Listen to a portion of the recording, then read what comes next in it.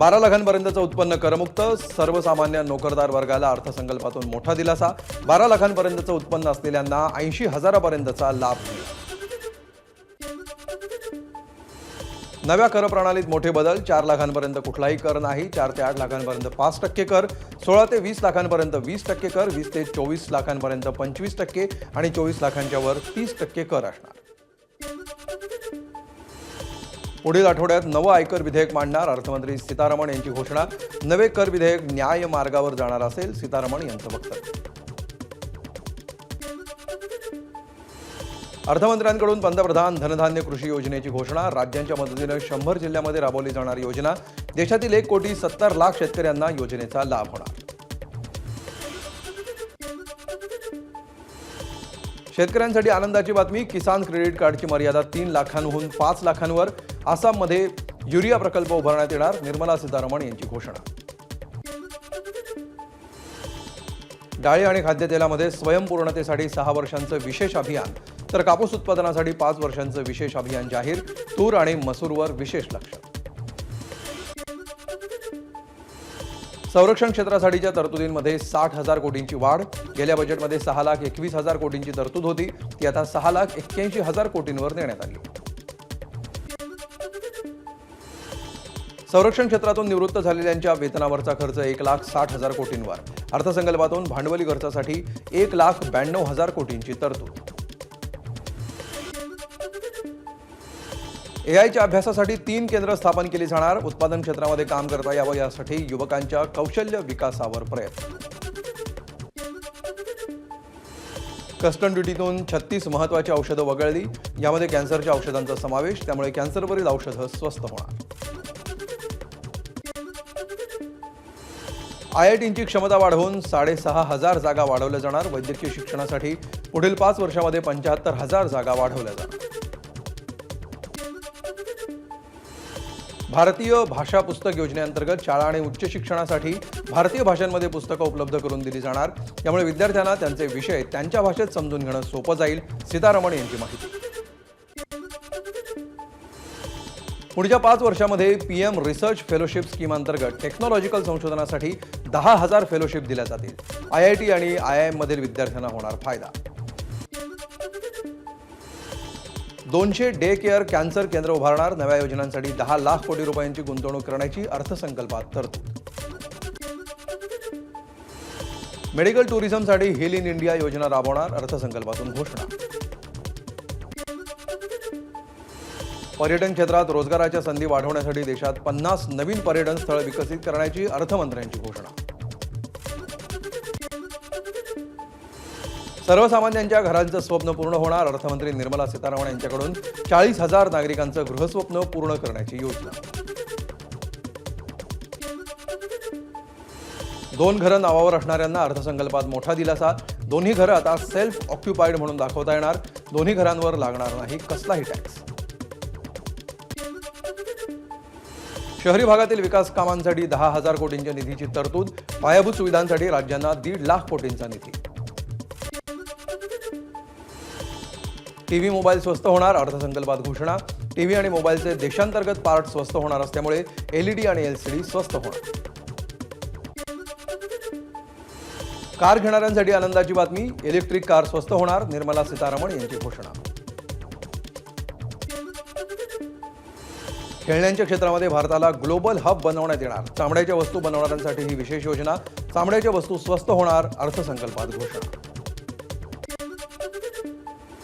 सूक्ष्म आणि लघु उद्योगातून देशातील 7.5 कोटी लोकांना रोजगार. सूक्ष्म आणि लघु उद्योगांचं वर्गीकरण होणार. अर्थसंकल्पात SC/ST महिलांसाठी तरतूद. उद्योगासाठी 2 कोटी रुपयांचं कर्ज देणार. 5 लाख SC/ST महिला उद्योजकांसाठी 2 कोटी रुपयांपर्यंत टर्म लोन, तर स्टार्टअपसाठी 10 कोटींची मर्यादा. गरीब, युवा, अन्नदाता आणि महिलांवर यंदाच्या अर्थसंकल्पात भर. अर्थसंकल्पामध्ये विकासासाठी 10 व्यापक उपाययोजनांचा समावेश. अर्थसंकल्पामध्ये सक्षम अंगणवाडी आणि पोषण 2.0 योजना जाहीर. योजनेअंतर्गत 8 कोटींहून अधिक मुलांना पोषण आहार पुरवला जाणार. सर्व सरकारी माध्यमिक शाळा आणि प्रायमरी आरोग्य केंद्रांना ब्रॉडबँड सेवाही पुरवली जाणार. ज्येष्ठ नागरिकांसाठी TDS मर्यादेमध्ये 50,000 1 लाखांपर्यंत वाढ. TDS मधील घर भाड्याची मर्यादाही वाढवली.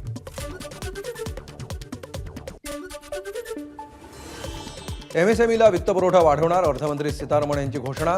MSMEच्या क्रेडिट गॅरंटीत वाढ करणार. पुढच्या 5 वर्षांमध्ये 1.5 लाख कोटी वित्तपुरवठा करण्याची घोषणा.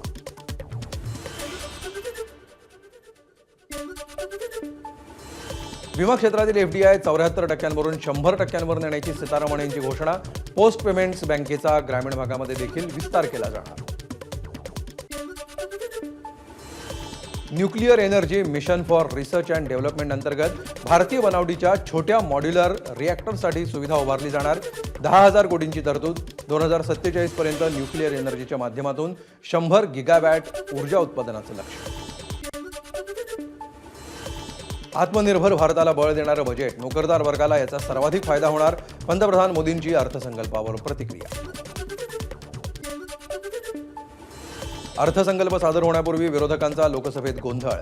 विरोधकांची लोकसभेत जोरदार घोषणाबाजी. महाकुंभमध्ये झालेल्या चेंगराचेंगरीवर चर्चेची मागणी करत विरोधकांचा सभात्याग. मध्यम वर्गासाठी ड्रीम बजेट. केंद्रीय अर्थसंकल्पावर फडणवीसांची प्रतिक्रिया. विकसित भारताच्या सर्वसमावेशक अर्थसंकल्प असल्याचाही फडणवीसांचा दावा. पंतप्रधान मोदींनी विकसित भारताचं पाहिलेलं स्वप्न प्रत्यक्षात येणार याची खात्री देणारा केंद्र सरकारचा अर्थसंकल्प. उपमुख्यमंत्री एकनाथ शिंदेंची प्रतिक्रिया. 12 लाखापर्यंतच्या उत्पन्नावर करमुक्ती मिळाल्यामुळे घराघरात लक्ष्मीची पावलं उमटणार. शिंदेंचं वक्तव्य. केंद्रीय अर्थसंकल्पातून विकसित भारताची पायाभरणी. केंद्रीय अर्थसंकल्पातून महाराष्ट्रातील पायाभूत प्रकल्पांना भरीव निधी दिल्याबद्दल पंतप्रधान मोदी आणि अर्थमंत्री निर्मला सीतारमण यांचे उपमुख्यमंत्री अजित पवार यांनी मानले आभार. लिथियम आयन बॅटरी स्वस्त केल्यामुळे देशात इलेक्ट्रिक व्हेकलचं प्रमाण वाढेल. केंद्रीय मंत्री नितीन गडकरींकडून अर्थसंकल्पाचं कौतुक. मुख्यमंत्री फडणवीसांनी दावोसला जाऊन 17 लाख कोटींची गुंतवणूक महाराष्ट्रात आणण्याचे प्रयत्न केले. त्याला अनुकूल वातावरण निर्माण करणारा आजचा अर्थसंकल्प. भाजप प्रदेशाध्यक्ष चंद्रशेखर बावनकुळे यांची प्रतिक्रिया. केंद्रीय अर्थसंकल्प म्हणजे शेतकरी, कामगार, मध्यमवर्ग, आयकरदाते आणि सर्वच समुदायांना उपकारक असा अर्थसंकल्प. विश्वगुरू बनण्यासाठी सज्ज झालेल्या भारताच्या विकासाला वेगवान चालना देणारा अर्थसंकल्प. सुधीर मुनगंटीवार यांची प्रतिक्रिया. जागतिक अर्थव्यवस्थेकडे पुढचं पाऊल टाकणारा ऐतिहासिक अर्थसंकल्प सादर. अर्थसंकल्पातील एक महत्त्वपूर्ण घोषणा म्हणजे सक्षम अंगणवाडी आणि पोषण 2.0 कार्यक्रम. मंत्री अदिती तटकरेंची एक्सपोज. 22व्या शतकाकडे घेऊन जाणारा अर्थसंकल्प. मंत्री माणिकराव कोकाटे यांची प्रतिक्रिया. तर तृणधान्य आणि कडधान्यासाठी केंद्र सरकार मदत करणार. कोकाटे यांची माहिती. बिहारची निवडणूक डोळ्यापुढे ठेवून अर्थसंकल्प सादर. महाराष्ट्राला या बजेटमधून काही विशेष मिळालं नाही. विजय वडेट्टीवार यांची टीका. केंद्राचा अर्थसंकल्प म्हणजे सरकार बचाव बजेट. यात महाराष्ट्रासाठी काही नाही. काँग्रेस खासदार वर्षा गायकवाड यांची टीका. निर्मला सीतारमण यांच्या अर्थसंकल्पाचे विदर्भ इंडस्ट्रीज असोसिएशनकडून स्वागत. गेल्या 10 वर्षातला सर्वोत्तम अर्थसंकल्प असल्याची दिली पावती.